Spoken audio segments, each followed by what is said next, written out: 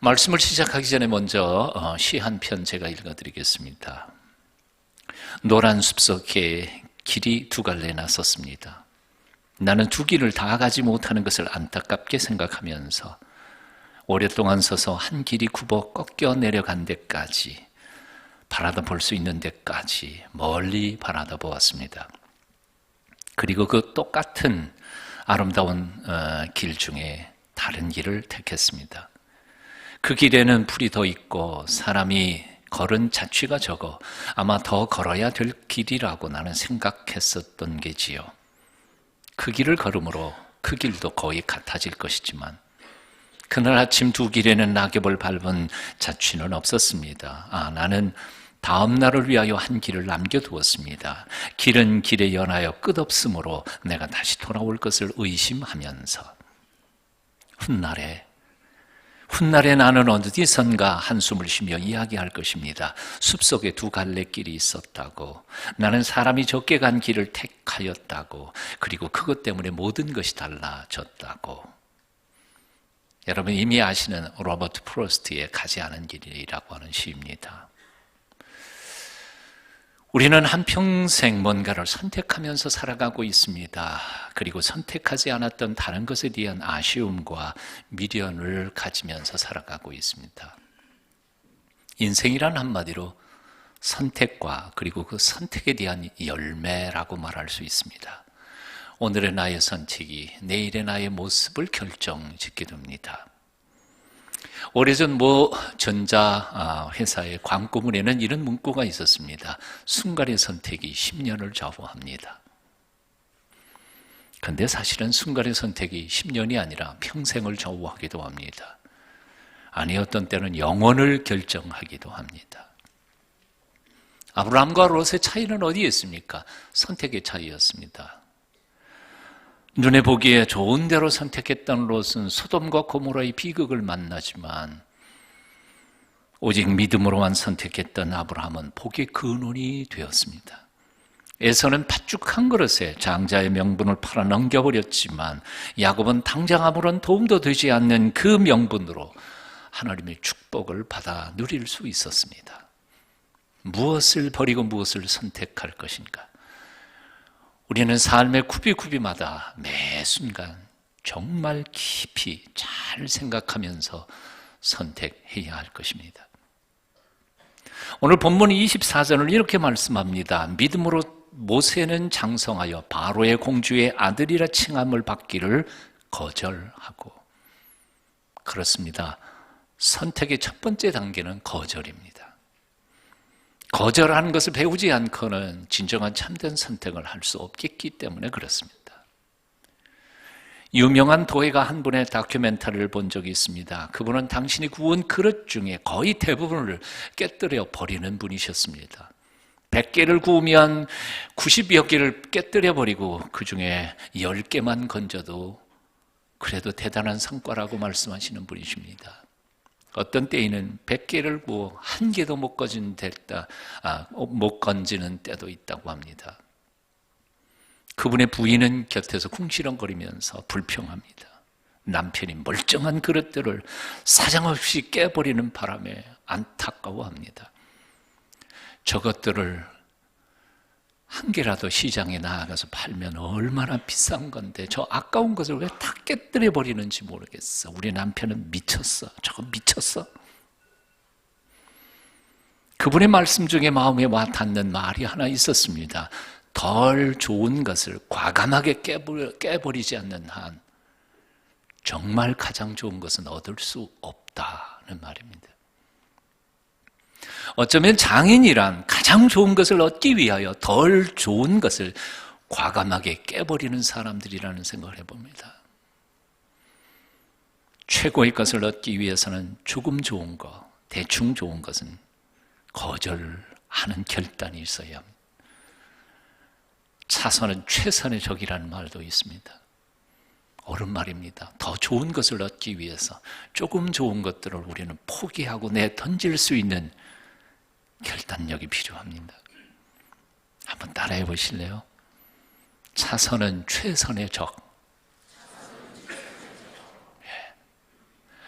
모세는 바로의 공주의 아들이라 칭함을 받기를 거절했습니다. 사실 바로의 공주의 아들이란 대단한 신분입니다. 왕족이란 말입니다. 그것도 조그만 소왕국의 왕족이 아니라 당대 강대국 애굽의 왕족입니다. 전설에 의하면 당시의 바로 왕에게는 정실부인에게서 난 외동딸 하나만 있었다고 합니다. 그 외동딸이 바로 모세의 양 어머니였던 것입니다. 그러니까 모세는 어쩌면 차기 바로 왕이 될 수 있는 가능성의 자리에 있었던 사람이었습니다. 근데 그걸 거절한 것입니다. 하지만 다음 25절을 보면 더 놀라운 말씀이 있습니다. 25절, 도리어 하나님의 백성과 함께 고난받기를 잠시 죄악의 낙을 누리는 것보다 더 좋아하고 왕의 자리를 박차고 나와서는 잠시 누릴 세상 낙보다 하나님의 백성과 고생하는 것을 선택했다는 말입니다. 그냥 선택한 게 아니라 더 좋아했습니다. 즐겼습니다. 그 고난을 기뻐했습니다. 세상에 편한 거, 재미있는 거, 즐거운 것을 마다하고 고생을 자초하고 그 고생을 기뻐할 사람이 과연 몇 명이나 되겠습니까? 그러나 오늘 본문을 읽어가다가 보면 모세의 이상한 선택은 계속되고 있습니다. 26절 상반절입니다. 그리스도를 위하여 받는 수모를 애굽의 모든 보화보다 더 큰 재물로 여겼으니. 세상에 이런 멍텅구리가 어디 있습니까? 고생을 애굽의 보물들보다 더 큰 재물로 여기다니. 이렇게 말도 안 되는 선택을 하는 그 이유를 26절 하반절은 이렇게 적어놓고 있습니다. 그 이유는 상 주심을 바라봄이라. 상 주심을 바라보았기 때문이다. 모세가 그런 멍청한 선택을 한 이유는 딱 하나, 하나님이 주시는 상을 더 갈망했기 때문이라는 것이지. 그러니까 모세가 바로의 공주의 아들의 자리를 거절하고 애굽에 잠시 죄의 낙을 누리는 것보다 하나님 백성과 고생하기를 기뻐하며 애굽의 그 엄청난 보물들보다 주님 위해 고생하는 것을 더 큰 재물로 여긴 단 하나의 이유는 장차 하나님께서 베풀어 주실 그 상이 자기가 지금 보고 있는 그것들과는 상대도 할 수 없을 만큼 엄청난 것임을 그는 깨달았기 때문이라는 것입니다. 우리가 이미 묵상했던 히브리서 11장 6절은 이렇게 말씀합니다. 믿음이 없이는 하나님을 기쁘시게 못하나니 하나님께 나아가는 자는 반드시 그가 계신 것과 또한 그가 자기를 찾는 자들에게 상 주시는 이심을 믿어야 할지니라. 우리 크리스찬의 믿음의 두 가지 내용이 뭡니까? 우리 그리스도인들의 믿음의 컨텐츠 두 가지 뭡니까? 첫째, 하나님이 살아계신다는 사실을 믿는 거고요. 두 번째, 그 살아계신 하나님이 하나님을 찾는 사람들에게 엄청난 상급을 주시는 분이시라는 사실을 믿는 거고요. 여러분 믿으십니까? 하나님 살아계신 거 믿으세요? 하나님을 찾는 자들에게 상 주시는 이심을 믿으십니까? 모세는 믿었단 말이에요. 모세가 바로의 공주의 아들의 신분이 얼마나 높고 대단한 것임을 왜 몰랐겠습니까? 모세가 세상의 즐거움과 낙을 왜 몰랐겠습니까? 애굽의 재물이 얼마나 엄청난 보물인지를 왜 몰랐겠습니까? 다 알았습니다. 아니 누구보다도 더 잘 알았습니다. 왜냐하면 모세는 애굽 궁궐에서 40년 동안 왕족으로 살았기 때문입니다. 그 호화스러운 삶을 다 겪어본 사람입니다. 하지만 모세는 하나님께서 장차 당신의 백성들에게 주실 그 상급은 자신이 누려본 그런 것과는 비교할 수 없을 만큼 영광스러운 것임을 그는 발견했기 때문이었습니다. 그래서 세상 사람들이 한 번만이라도 그런 자리에 그런 보물, 그런 쾌락을 누리기를 갈망하는 그것을 단번에 거절하고 고생의 길을 찾아간 것이었습니다. 이런 점에서 보면 사도 바울도 모세와 똑같은 얘기를 하고 있음을 봅니다. 로마서 8장 18절입니다. 생각하건대 현재의 고난은 장차 우리에게 나타날 영광과 비교할 수 없도다. 고린도후서 4장 17절 이하입니다. 우리가 잠시 받는 환난이 경한 것이, 가벼운 것이 지극히 크고 영원한 영광에 중한 것을 우리에게 이루게 함이니. 그렇습니다. 모세는 정신 나간 사람이 아니었습니다. 아니, 오히려 그는 보통 사람들은 바라볼 수 없었던 영광스러운 미래의 세계를 꿈꾸고 있었던 사람들이었습니다. 오늘날 세상 영광은 아무것도 아닐 만큼 그렇게 엄청난 하늘의 영광을 그는 기대하고 세상의 찰나적인 쾌락을 포기해버린 것이었습니다. 진짜 다이아몬드를 가진 사람은 가짜는 눈에 차지 않는 법입니다. 진짜 명품을 가진 사람은 짝퉁은 돌아보지도 않습니다. 하늘의 영광을 맛본 사람은 이 땅의 영광은 쳐다볼 가치도 없는 것입니다. 그래서 사도 바울은 삼층천 하늘의 영광을 체험하고 난 후 이 세상에 자기가 누렸던 것, 자기가 갈망했던 것을 배설물로 여기고 죽어라고 사명의 길을 달려간 것입니다. 그리고 그것을 아직도 모르는 에베소 교회 성도들을 위하여 간곡하게 기도합니다. 에베소 1장에 보면 이런 사도 바울의 기도가 등장합니다. 우리 주 예수 그리스도의 하나님의 영광이 아버지께서 지혜와 계시의 영을 너희에게 주사 하나님이 어떤 분인지를 알게 하시고 너희 마음의 눈을 밝히셔서 그가 부르신 소망이 무엇이며 성도 안에서 장차 하나님이 주실 기업의 영광의 풍성함이 어떠한 것인지를 알게 하시기를 원하노라. 우리가 사실이요, 믿음이 없는 이유가 뭔지 아세요?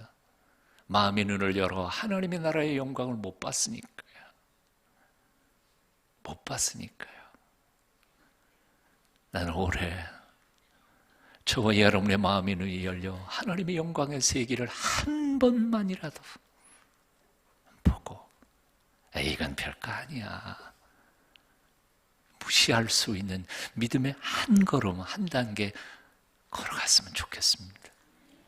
어떤 마을에 멍청하기로 이름난 꼬마가 하나 있었습니다. 초등학교 6학년쯤이나 됐는데 100원짜리, 500원짜리를 분별을 못한다는 겁니다. 어른들이 손바닥에다가 한쪽에는 100원짜리 놓고 한쪽에는 500원짜리를 딱 놓고 그 아이한테 어떤 거 가질래? 그러면 꼭 100원짜리 골라간다. 그러니까 어른들이 늘 그 아이를 보기만 하면 놀리는 겁니다. 야, 바보야, 이리 와봐. 어떤 거 가질래? 그럼 꼭 여지없이 100원짜리 들고 가. 오늘날 그 친구 아이가 그 아이한테 이렇게 말했습니다. 야, 바보야, 이건 100원짜리고 500원짜리야. 이게 더 큰 거야. 이거 5개가 이거 1개거든. 그때 그 아이가 친구 귀에다 대고 이렇게 속삭였습니다. 나도 알아. 하지만 내가 500원짜리 잡아보면 누가 100원짜리 주겠냐?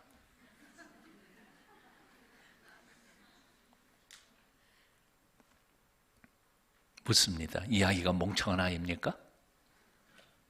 아니요. 요즘 어떤 분들이 말씀하는 것처럼 표현을 빌리면 어른들 찜쪄 먹는 똑똑한 아이예요. 와, 무서운 아이예요. 바로의 공주의 아들이라 칭함을 받기를 거절했던 모세. 잠시 세상의 낙을 누리기보다는 하나님의 백성과 고생하기를 기뻐했던 모세.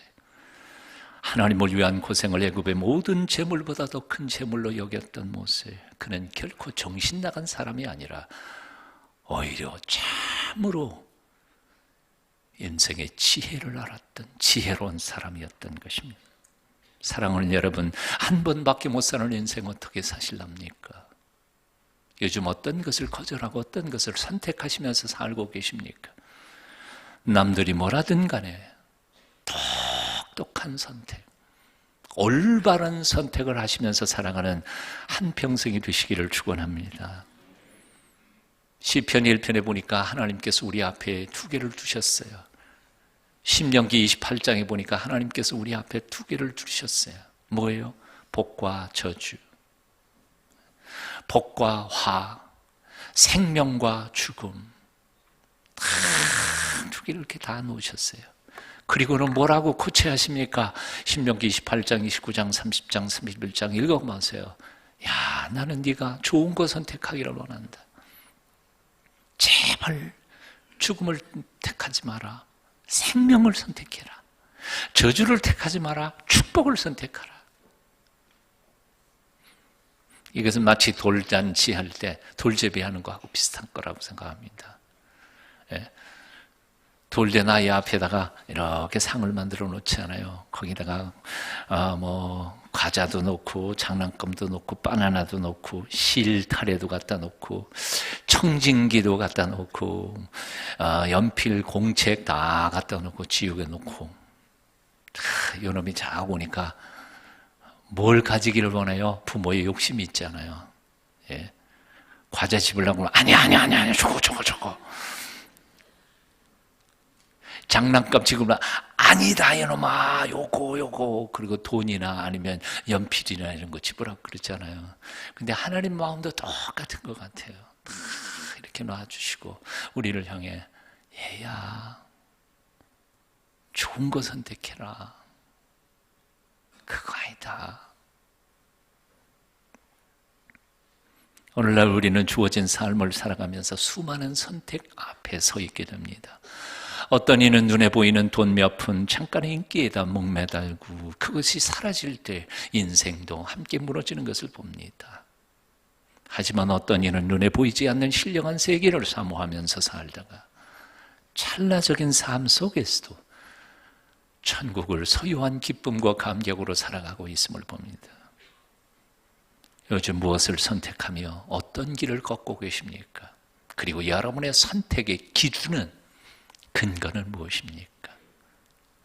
결론부터 말씀드리면 이런 거죠. 여러분 느낌대로 선택하지 마십시오.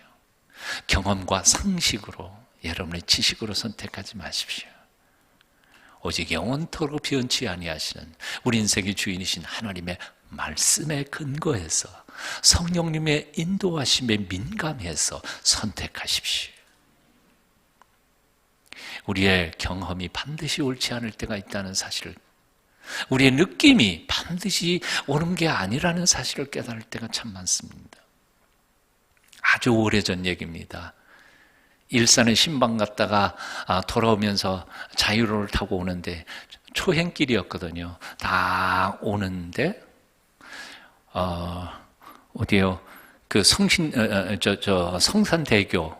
좀 가까이 왔는데 표지판을 보니까 헷갈리더라고요. 여러분 중에도 헷갈린 사람 좀 있을 거예요. 일산에서 성산대교 쪽으로 이렇게 오다가 보면 왼쪽이 서대문 쪽이잖아요. 왼쪽이 연대 가는 길 아니에요. 오른쪽이 성산대교 건너가지고 영등포 빠지는 데고요. 근데 표지판에는 어떻게 써 있는지 아세요? 예? 왼쪽 표시해놓고 성산대교 그리고 공항. 이상하다. 공항은 오른쪽인데. 그리고 오른쪽으로 표시해놓고 그게 서대문, 연대 그렇게 돼 있어요. 그래서 내가 타고 오다가 아무리 내가 방향 감각이 없어도 이쪽이 맞는데 그래서 뭐라고 생각했을까요? 야, 요즘에 공무원 중에는 헷갈리는 사람들이 참 많구나. 표지판을 어떻게 이렇게 바꿔 달았나. 그래서 나는 연대 쪽으로 와서 우리 대학로 와야 되니까 그냥 내 생각에 방향 딱 맞아가지고 왼쪽으로 딱 들어섰습니다. 들어섰는데 그 들어선 데가 바로 성산대교 그쪽이잖아요. 한동안 잘 가는 것 같아요. 근데 우와, 다리 밑에쯤에서 싹 꼬부라지더니 다리 위로 올라가 버리잖아요. 그래서 영등포 한참 돌아가지고 유턴해서 돌아오느라고 얼마나 고생했는지 몰라요. 그때 제가 깨달은 게 있습니다. 내 느낌을 믿지 말자. 내 경험도 믿지 말자. 오직 표지판을 믿자. 느낌을 믿지 마세요. 여러분 상식도 믿지 마세요. 진리신 창조주 하나님, 우리 인생의 주인이신 그분이 계획하신 삶의 길을 온전히 신뢰하십시오. 말씀이 가라 그러면 가세요. 서라 그러면 서세요. 머물러 그러면 머무세요. 하나님께서 우리를 온전한 길로 인도해 주시고 우리의 삶을 형통케 해 주실 줄로 믿습니다. 미국의 한 교도소에 수감된 사형수가 신문 한 장을 손에 쥐고는 하염없이 눈물을 흘리고 있었다고 합니다. 그 신문 기사의 신문의 머릿기사 제목은 미국 제22대 대통령 클리블랜드 취임이라는 것이었습니다. 옆에 있던 간수가 물어본 겁니다. 사형수에게. 왜 그렇게 슬피 우냐? 그리고 물어봤더니 그가 고개를 떨구며 이렇게 고백하더라는 겁니다. 사실 클리블랜드하고 나하고 대학 동창입니다. 오늘날 학교 수업을 마치고 나오다가 우리는 교회 종소리를 들었습니다. 그 클리블랜드의 그 친구가 내게 속삭였지요. 여보게, 우리 교회 한번 가볼까? 나는 거절했지요. 결국 클리블랜드는 그 길로 교회로, 나는 술집으로 향했습니다. 그것이 우리의 운명을 바꿔놓은 곳입니다. 클리블랜드는 그날 새 삶을 시작했고 다른 친구는 방탕한 삶으로 계속 나아갔습니다. 그 후로 세월이 흐르면서 두 사람의 인생은 완전히 달라진 것입니다. 교회의 종소리를 경건한 하늘의 초청장으로 받아들인 사람은 대통령이 됐지만 그 소리를 거절한 사람은 사형수가 된 것입니다. 순간의 선택이 인생 전체를 그리고 영원을 좌우한 것입니다. 그림 하나 보겠습니다. 나이팅게일은 30세 되던 날 이런 일기를 썼습니다. 오늘로 내 나이 30이었다. 예수가 그의 사명을 시작한 나이다. 주님, 오늘부터 당신의 부르심에 따라 살겠습니다. 유치했던 생각은 이제 버리고 나를 세상에 태어나게 하신 주님의 목적에 순종하겠습니다. 그 후 나이팅게일은 헌신적인 간호사로 세상에 널리 알렸습니다. 어느 날 그녀에게 성공한 삶의 비결을 묻는 기자에게 그녀는 조용히 대답했습니다. 비결은 하나뿐입니다. 주님께서 나를 불러주신 그 뜻에 자신을 맡기고 사는 것이지요. 하나님의 부르심을 듣는 생활과 나의 음성만을 듣는 생활에는 큰 차이가 있습니다. 하나님께서 우리에게 기대하는 것은 우리의 선택입니다. 마음의 선택에서 한 발자국 전진한 몸으로 하는 선택, 즉 나의 생을 방향짓는 결단이 필요합니다. 그리고 이 결단은 나를 개인적으로 부르신 하나님께서 직접 맡겨주신 나의 사명을 자각하는 데서 더욱더 구체적이며 가치 있게 발전됩니다.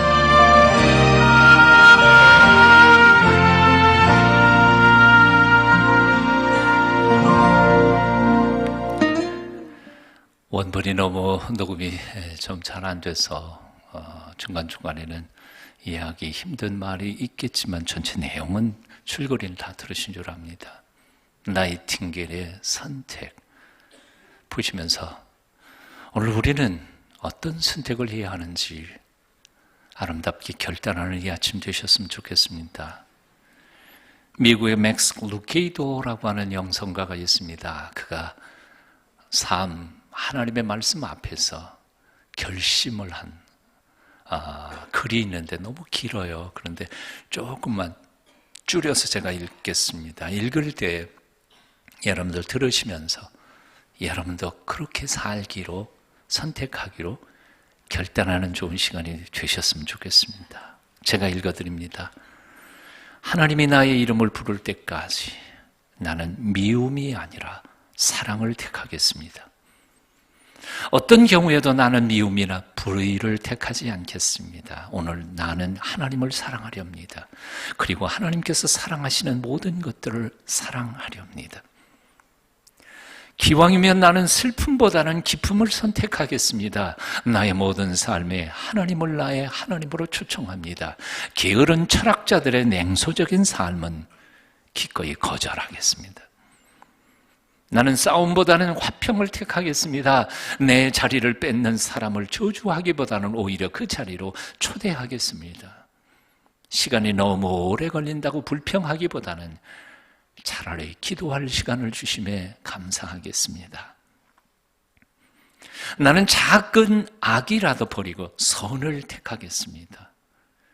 부정한 것을 취하기보다는 차라리 한푼 없이 살겠습니다. 교만하기보다는 차라리 멸시받겠습니다. 비난밖에 없어 고백하겠습니다. 나는 정말 참된 선을 택하겠습니다. 나는 충성을 선택하겠습니다. 오늘 나는 나의 약속을 지키겠습니다. 내게 돈을 구워준 이들이 결코 후회하지 않도록 반드시 갚겠습니다. 나를 도와주는 이들이 결코 나의 약속에 의혹을 가지지 않게 하겠습니다. 내 사랑하는 아내가 내 사랑에 대하여 의심하지 않도록 하겠습니다. 나는 온유를 택하겠습니다. 세상의 힘으로 얻을 수 있는 것은 아무것도 없기 때문에 폭력보다는 부드러움을 택하겠습니다. 내가 목소리를 높일 때에는 오직 찬양할 때뿐이요, 내가 손을 들 때에는 오직 기도할 때뿐이며, 내가 뭔가를 요구할 때에는 오직 나 자신에게만 그렇게 할 것입니다. 나는 절제를 선택하겠습니다. 나는 내가 영적 존재임을 잊지 않겠습니다. 내 몸이 죽을 때에 나의 영혼은 하늘로 솟아오를 것입니다. 결국에는 썩어질 것들이 나의 영원한 것을 통제하지 못하게 하겠습니다. 그렇게 사는 나의 날들이 마감될 때, 그때 나는 주님 안에서 평안히 쉴 것입니다. 아멘. 이 아름다운 결단이 여러분의 결심이 되시기를 축원합니다. 기도하겠습니다. 선한 목자가 되시는 주 예수님, 우리 인생의 굽이굽이마다 올바른 길 찾도록 매 순간 우리를 도와주시옵소서. 상식이나 경험이나 느낌보다 주님의 말씀을 더욱 신뢰하며 올바른 선택을 할 수 있도록 믿음과 용기와 결단력을 주시옵소서. 예수님의 이름으로 기도합니다. 아멘.